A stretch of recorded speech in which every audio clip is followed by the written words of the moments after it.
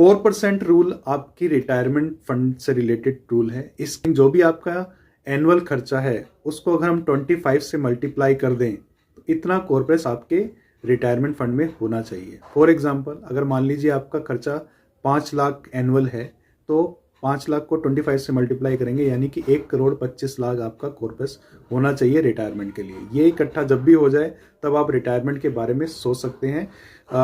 ये फंड, इस फंड में से अगर हम 4% एनुअली निकालते रहें इन्फ्लेशन एडजस्ट करने के बाद भी, तो ये फंड आपको अगले 20, 30, 40, 50 सालों तक जो है ये सपोर्ट कर सकता है इस रूल के अकॉर्डिंग। तो ये एक थंब रूल है, इसको समझना थोड़ा जरूरी होता है ताकि अपनी रिटायरमेंट प्लानिंग हम अकॉर्डिंगली कर सकें। Thank you so much for joining this video. Like करें, शेयर करें, सब्सक्राइब करें। Thank you so much.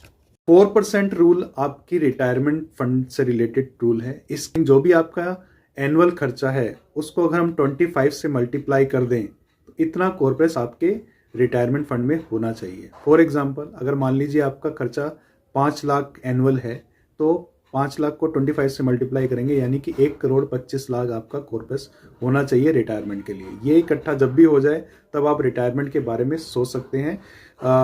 ये फंड, इस फंड में से अगर हम 4% एनुअली निकालते रहें इन्फ्लेशन एडजस्ट करने के बाद भी, तो ये फंड आपको अगले 20, 30, 40, 50 सालों तक जो है ये सपोर्ट कर सकता है इस रूल के अकॉर्डिंग।